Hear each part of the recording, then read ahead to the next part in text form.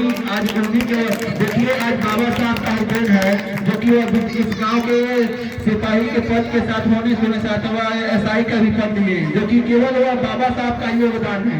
अगर यह सोचे होते हैं कि हम पढ़े लिखेंगे हम कुछ नहीं कर पाएंगे, तो आज वह वास्तव में कुछ नहीं कर पाए होते, बल्कि उन्होंने यह नहीं सोचा, तो उन्होंने यह सोचा कि चलिए जो न हो वजह किसी किसी दिन हम उस लायक होंगे, उस काबिल होंगे, जो कि उन्होंने संघर्ष की लड़ाई लड़ी और देखिए आज उस लोग इस काबिल है।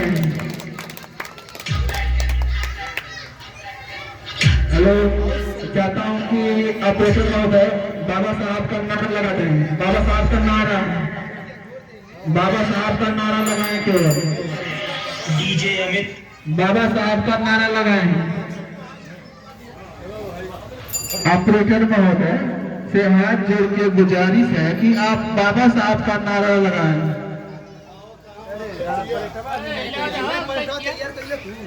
और हमारे इस गांव के सम्मानित व्यक्ति माननीय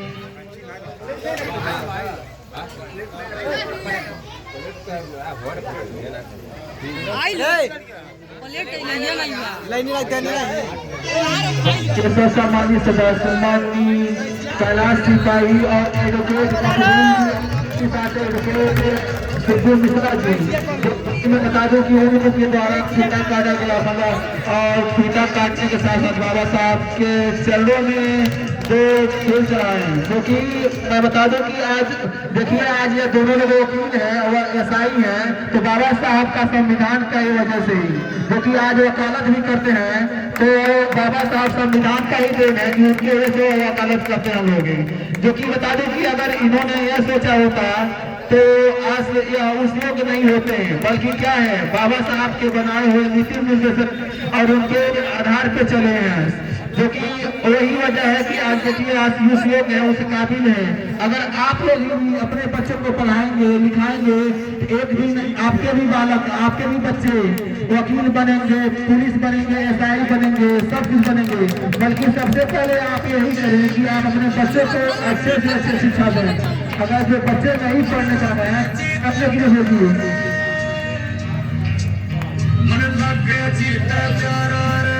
इस गांव के एडवोकेट माननीय मकबूल जी का आगमन हुआ है। मैं बता दूं कि बहुत अच्छे वकील वो भी हैं, जो कि बाबा साहब का ही दिन है, जो कि आज वकालत वो भी करते हैं। और इस गांव के एसआई मान कैलाश जी हैं, जो कि उन्हीं की वजह से भी ये भी आज इस गांव के सदस्य और साथ ही साथ पुलिस एसआई भी रह चुके हैं। और हमारे एडवोकेट माननीय मिश्रा जी, जो कि उन्हीं के संविधान से वकालत भी करते हैं, जो कि बाबा साहब ने किसी को व्यक्तिगत समानता नहीं दिया है, बल्कि उन्होंने सबको एक समानता का अधिकार दिया है, उन्होंने सबको एक साथ लेकर चला है। इसी वजह से उन्होंने कहते हैं कि शिक्षित बनाओ, संगठित रहो, संघर्ष करो, जो कि उनके कहने का मुख्य उद्देश्य यही है कि आप पढ़े लिखे, आप अपने बालकों को पढ़ाएं, आज उस लोग उसे काबिल बनाए कि वह अपने अधिकारों को लेकर लड़ सके, अपने अधिकारों को पहचान सके, बल्कि किसी के सामने देखे। बल्कि बता दें कि बाबा साहब ऐसे व्यक्ति हैं इस विश्व के हर कोने कोने में आज बहुत उत्साह के साथ बहुत धूमधाम के साथ मनाया जा रहा है। जो कि बता दो कि बाबा साहब से मानने वाले हर कोने कोने में है, जो कि उन्होंने क्या है देखिए उन्होंने आज जितने विश्व के अधिकांश के लोग हैं वो केवल बाबा साहब के बनाए हुए नीति निर्देशक तत्व उनके दिशा पे चल रहे हैं।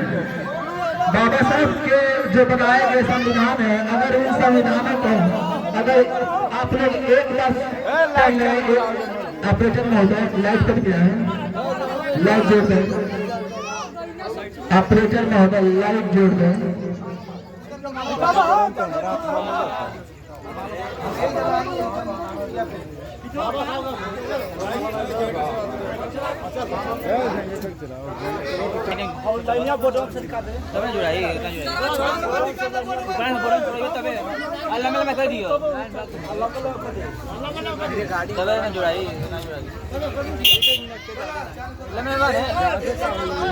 लम्बे लम्बे कह दो, दोनों लिखा दो, एक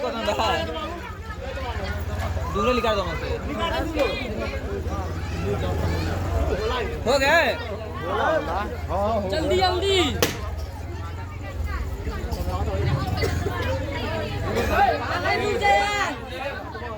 रुक जाए बुलाई जोड़ा तो ना रुक जाए तनी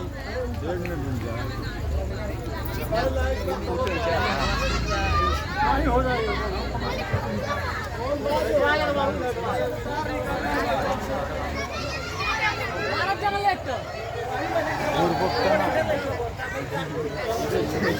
ऑपरेटर महोदय आप ज्यादा विलंब कर रहे हैं लाइट जोड़े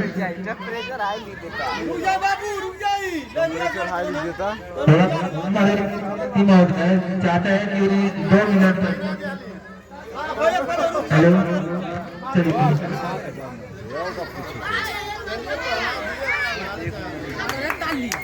तालियों के साथ स्वागत किया जाए हमारे विजय मिश्रा जी को और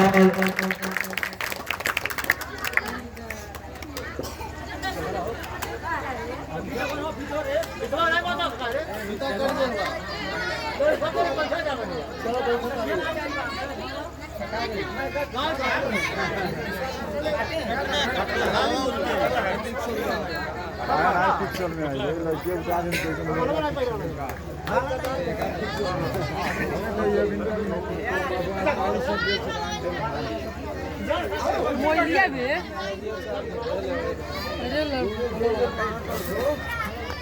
हेलो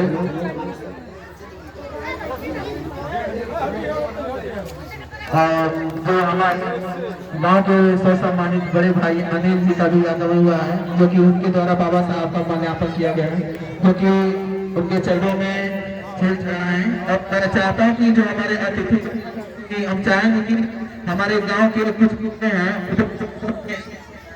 अब उनको वहां तक मैसेज पहुंचाएं जो कि मैं सबसे पहले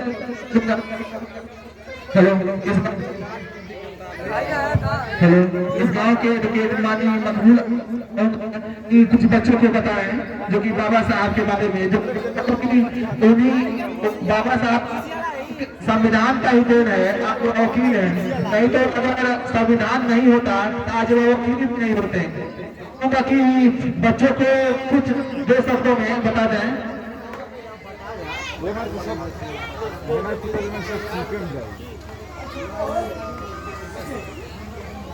आज जन्म दिवस पर सभी लोग बहुत हर्षोल्लास काय कैस नहीं करता का सभी लोगों से सभी सदस्य से यह निवेदन है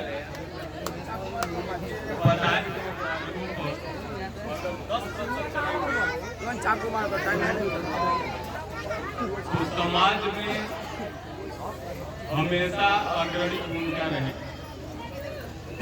बाबा साहब का संघर्ष समानता का अधिकार दिलाना संविधान का निर्माण करना अपने समाज को आगे ले जाने के लिए समानता का अधिकार दिलाने के लिए उन्होंने जो संघर्ष किया उस संघर्ष को जाया मत जाने दीजिए उनके आदर्शों पर चलकर और निरंतर आगे बढ़िए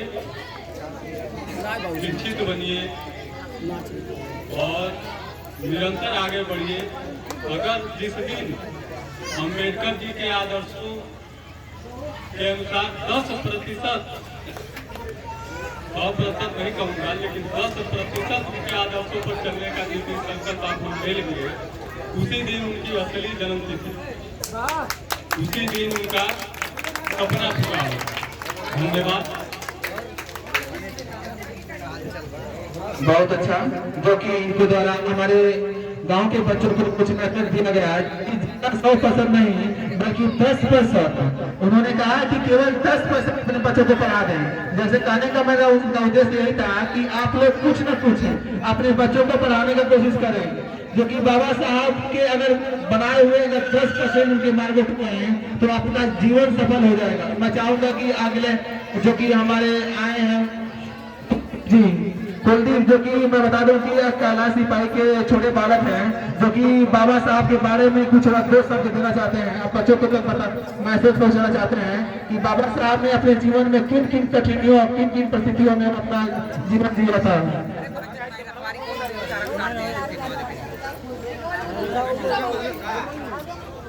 में उपस्थित अतिथि महोदय, आयोजक गण, मेरे प्यारे ग्रामवासियों, मेरे प्यारे दोस्त और मेरे प्यारे भाई, और यहाँ उपस्थित नहीं हुए हैं उनको भी डॉक्टर भीमराव अम्बेडकर जी की 132वीं जयंती पर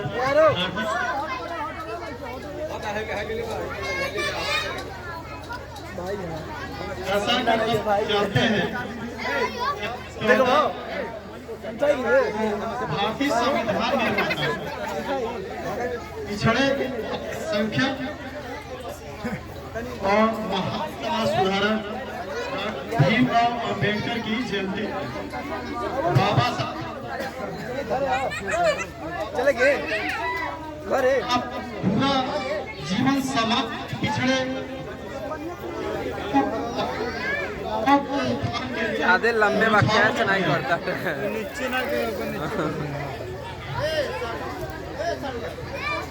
बाबा साहब को सिर्फ दलितों का नेता कहा जाता है, जबकि ऐसा नहीं है। बाबा साहब ने सामाजिक असमानता और अन्याय के खिलाफ लड़ाई लड़ी। उन्होंने सिर्फ दलित ही नहीं, पिछड़े और गरीबों को भी सामाजिक न्याय और सामाजिक समानता का अधिकार दिलाया। और वो कहते हैं कि बाबा साहब सिर्फ दलितों के नेता हैं, ऐसा नहीं है। लखनऊ विश्वविद्यालय में जब पिछड़ी जातियों के साथ अन्याय हो रहा था, तो उस समय बाबा साहब ने कहा कि यदि पिछड़ी जातियों के साथ अन्याय हुआ तो मेरे लाश से आपको गुजरना पड़ेगा। और लोग कहते हैं कि बाबा साहब सिर्फ दलितों के नेता हैं। आपको सम्मान चाहिए और आपको इस महान जयंती के में उपलब्ध होना चाहिए, इस अवसर का लाभ उठाना चाहिए। आपकी प्रतिष्ठा एक महान विद्वान और कानून विश्व के रूप में थी। बाबा साहब ने जीवन भर संघर्ष किया। एक छोटी सी कहानी मैं आपको बताता हूँ। बाबा साहब के 3 पुत्र मर गए और 1 पुत्री मर गई। लास्ट में जब उनका जो छोटा बेटा था, उसका नाम था राजरत्न। राजरत्न जब मरा तो उसी दिन लंदन उनको जाना था बाबा साहब अम्बेडकर जी को कानून बनाने और संविधान से संबंधित कुछ कार्यों के लिए। तो जब उनका बेटा मरा, उसी दिन बड़े भाई उनके आके बोले कि अम्बेडकर, आज तुम्हारा बेटा मरा हुआ है और तुम लंदन जाने की बात करते हो। बाबा साहब ने कहा कि यदि आज मैं लंदन नहीं गया तो आज तो मेरा सगा बेटा मेरे खून का मरा है, कल लाखों करोड़ों बेटाओं की हत्याएं होंगी, इसलिए मुझे लंदन जाना जरूरी है। और अपने बेटा के मृत्यु के होने के बावजूद भी वो लंदन के लिए फ्लाइट उनके करना चाहते। एक बात बाबा साहब ने कहा कि मानव मूल्यों और आदर्शों को अपने जीवन में उतारिए। सबसे बड़ा धर्म इंसानियत और मानव धर्म है। अपनाइए। एक मैं शहर के माध्यम से कहना चाहता हूँ, हम क्या बनाने आए थे और क्या बना बैठे। कहीं मंदिर तो कहीं मस्जिद बना बैठे। हम क्या बनाने आए थे और क्या बना बैठे। कहीं मस्जिद बना बैठे। हमसे तो अच्छे वो परिंदे हैं जो कभी मंदिर पे जा बैठे, कभी मस्जिद पे जा बैठे। दोस्तों, कहने का आशा सिर्फ एक है कि वो परिंदा नहीं जानता है कि क्या मंदिर है क्या मस्जिद है। वो तो प्रेम की भाषा जानता है। आप 2 दाना मंदिर पे डालिए, चाहे अपने घर के पास में डालिए, वो खाने आएगा। उसके अंदर ये भावना नहीं है कि हम मंदिर पे क्यों ना जाएं, हम मस्जिद पे क्यों ना जाएं। वो कहीं जाकर बैठता है, खाता पीता है। सब धर्म इंसानियत धर्म है। आप शिक्षित बनिए और संघर्ष करिए। आप खुद बाबा साहब के आदर्शों का पालन कीजिए। सोचिए, जिसका खाना सगा खून का बेटा मरा, वो व्यक्ति अपने मरे हुए बेटे को छोड़कर कहाँ पे आपके लिए वो लंदन जाता है और आपके लिए संविधान के निर्माण में महत्वपूर्ण योगदान देता है। तो उनके आदर्शों और मूल्यों का पालन कीजिए। ये जयंती तभी साकार होगी जब आप आदर्शों और मूल्यों का पालन करेंगे। किसी को जीवन में नीचा मत दिखाइए, किसी को डाउन मत करिए, उनका मत करिए। आप अपने उत्थान के बारे में सोचिए, आप अपने शिक्षा के बारे में सोचिए, आप अपने रोजी रोजगार के बारे में सोचिए के चक्कर में मत पड़िए। एक कहावत में कहता हूँ कि आपके पास सिर्फ 2 रुपए हैं का, आप रोटी खरीद लीजिए और 1 बच्चों के लिए किताब खरीद के घर पे लाइए। बच्चा शिक्षित होगा तो मुझे इतना ज्यादा लंबा चौड़ा भाषण देने की जरूरत नहीं पड़ेगा। बुद्धि और निर्णय की क्षमता इतनी चौड़ी हो जाएगी, वो खुद समझ लेगा क्या करना है और क्या नहीं करना है। उनके कहने पर मुझे झगड़ा करना है, काम उनके कहने पर मुझे झगड़ा नहीं करना है, उनके कहने पर मुझे गाली नहीं देना है। व्यक्तिगत संबंध होता है, अपने व्यक्तिगत संबंध के लिए, अपने राजनीतिक स्तर के लिए, अपने मानव मूल्यों को एकदम जमीन के अंदर धंस कर, जमीन के अंदर समाहित करके न राजनीति करिए। यदि डॉक्टर हैं तो न दवा करिए, यदि कृषि है, किसान हैं तो न किसी के साथ आप अन्याय मत करिए। अपने मूल्यों का त्याग करके राजनीति में प्रधान मत बनिए। यदि कहने का मतलब आप सांसद हो या विधायक हो या कोई राजनेता हो, अपने मूल्यों को, अपने स्तर को, संस्कारों को गिरा के राजनीति में मत आइए। हार जाना सही है, लेकिन अपने मूल्यों को गिरा के किसी इंसानियत के, किसी के दुख को, किसी के भाव समझो तो वो फलित नहीं होगा। तभी सब बाबा साहब के विचारों और आदर्श आप संगठित बनिए, बाबा साहब को, आदर्शों को अपने जीवन में उतारिए। आज के दिन हमें बाबा साहब के प्रेरक विचारों उतारने का संकल्प लेना चाहिए, तभी यह जयंती सफल मानी जाएगी। मेरी एक बात फिर लास्ट में कहूंगा, आपके पास 2 रुपए है तो 1 रुपए का आप क्या खरीदेंगे? बोलिए क्या खरीदेंगे? 1 रुपए का आप रोटी खरीदेंगे और 1 रुपए का अपने बच्चों के लिए किताब खरीद के घर पे लाएंगे, तभी ये समाज सक्सेस होगा। बाबा साहब को मरे हुए 132 साल लगभग हो चुके, लेकिन ये समाज इसी तरह पिछड़ा है। ये बच्चे हमसे पिछड़े हुए हैं, माता बहनों को भी उतना अधिकार नहीं पाया है। आप अपने को डेवलप करिए, अपने बच्चों को पढ़ाइए, 1 रोटी खाइए लेकिन अपने बच्चों को पढ़ाइए। 2 रुपया है, हमारे घर में रोटी आएगा, 1 रुपया हमारे बच्चे की फीस जाएगी या किताब खरीद के आएगी। मेरी बातों से आप लोग सहमत हो या ना हो, लेकिन इस तरह विकास होगा, विचारों के विकास होगा। आप हमारे पास न कभी उठेंगे न बैठेंगे, आप हमें कैसे जज कर देंगे? कुलदीप भैया, धीरू भैया ऐसे हैं वैसे हैं, आप हमारे पास आइए, आपको सम्मान में आपको इज्जत ना दूँ तब आप कहिए। आप कभी हमसे बात नहीं करेंगे और कहेंगे ऐसे हैं, किसी को जज मत करिए। हमारे श्री विवेक मिश्रा अंकल हैं, श्री नकुल अंकल हैं, कहने का मतलब कोई भी हो, आपका दोस्त हो या आपका पटीदार हो या रिश्तेदार हो, किसी के कहने पर आप किसी को गाली मत दीजिए, ठीक है? और कहने का मतलब ये है कि अपने बुद्धि और विवेक से किसी चीज पे निर्णय लेने की क्षमता रखिए। एक गर्दन के ऊपर आपको क्या दिख रहा है? सर दिख रहा है ना? ये भगवान ने सर क्यों बनाया हुआ है? आप निर्णय आप लेने के लिए खुद सक्षम है। 2 दिन में निर्णय लीजिए, लेकिन कुछ निर्णय लीजिए। मैं सिर्फ कि उनके आदर्शों का पालन करेंगे, अपने बच्चों को शिक्षित बनाएंगे, तभी जाके समाज आगे बढ़ेगा। सिर्फ केक काट देने से, अम्बेडकर जी को मूर्ति पहना देने से उनका सम्मान नहीं होगा। असल में उनका सम्मान तब होगा जब ये वंचित वर्ग शिक्षित हो जाएगा और वास्तव में एक अम्बेडकर जी जैसा एक और हम ही लोगों के बीच में महान पुरुष पैदा होगा और फिर एक नया उत्थान करेगा। अम्बेडकर जी सिर्फ दलितों के नहीं, सामान्य वर्ग, पिछड़े, दलित, बहुसंख्यक समाज, उसके बाद सबके वो नेता रहे हैं।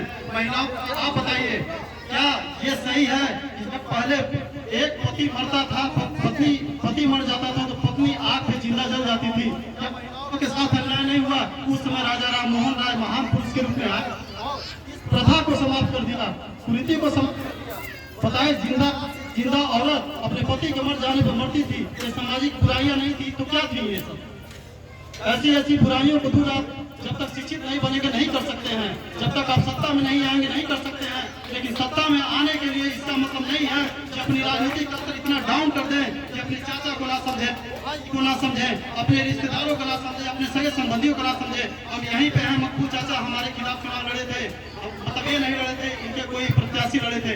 मैं पूछिए, इनसे मैं अभिवादन नहीं करता था। श्री मकबूल चाचा हैं, उनसे मकबूल भैया, उनसे पूछिए क्या मैं इनको अभिवादन नहीं करता था? हम लोग किनारे भले लड़े थे, लेकिन साथ में मिलने पर अपना संस्कार नहीं भूले, एक दूसरे का सम्मान करते थे। गांव में एक ऐसा माहौल बनाइए, लड़ाई झगड़ा का माहौल मत बनाइए। गांव में शांति प्रिय है, सभी लोग अपने हैं, सबके सहयोग से गांव चलता है। ये नहीं है कि बड़े के सहयोग से नहीं चलता है, छोटे के सहयोग से नहीं चलता है, छोटे बड़े सबके सहयोग से गांव चलता है। सबका सम्मान करिए। जो आपको उल्टा कहे उसको भी सम्मान इतना दीजिए कि मैं तो इसको गाली देता हूँ, ये तो हमारा हमसे सम्मान करता हूँ, शर्मिंदा हो जाए एक दिन आपके सामने। ठीक है, मैं सिर्फ यही कहूँगा, मेरी दोस्त के साथ आप जय भीम का नारा हमारे साथ लगा दें तो मैं समझूंगा पिछड़ा दलित सब समाज एक है, ये पूरा गांव एक है और पूरा भारत एक है। जय भीम जय भीम, जय भीम जय भीम जय भीम। जय हिंद, जय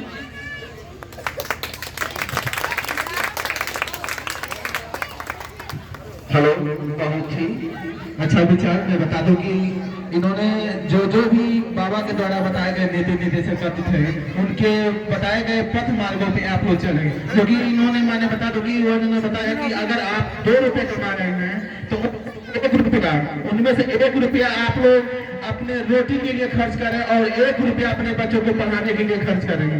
जो कि मैं बता दूं कि बाबा साहब के बताए गए नीति निर्देशक तत्व, मतलब कि आप लोग अगर उतना पैसा कमाते हैं तो कम से कम 1 रुपया अपने बच्चों को पढ़ाने की कोशिश करें। जो कि मैं बता दूं कि आज देखिए उस समय की क्या जिद थी।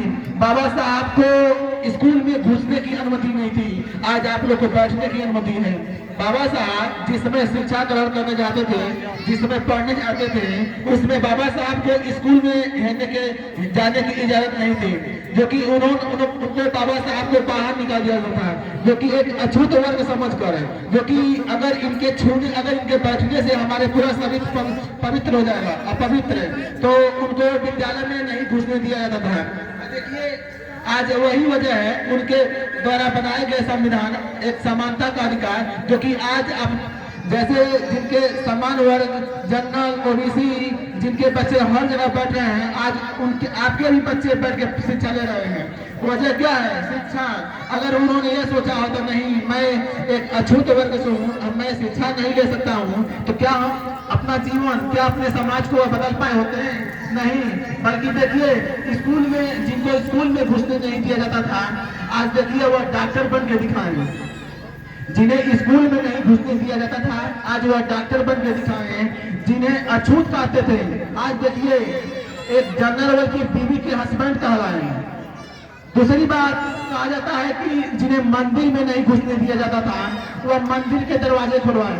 जो कि मैं बता दूं कि एक समय ऐसा था कि आप लोगों को, विशेष करके ऐसे समुदाय लोगों को, उनको मंदिरों में जाने की अनुमति नहीं थी, मंदिरों में जाने का जगह नहीं था। बल्कि क्या है, आज देखिए आप लोगों के लिए मंदिर के दरवाजे खुलवाए। वजह क्या है? शिक्षा। जो कि आप लोग बेहतर से बेहतर शिक्षा लेंगे तब आप लोग भी उनके जैसे बनेंगे, उनके योग्य होंगे। बल्कि बता दूं कि आप ज्यादा से ज्यादा क्या करें, आप अपने बच्चों को शिक्षा देने की कोशिश करें। यही वजह है कि आज देखिए, आज आप लोग हर जगह घूम रहे हैं, फिर रहे हैं, खा रहे हैं, पी रहे हैं। अगर आप मंदिर मस्जिद में जा रहे हैं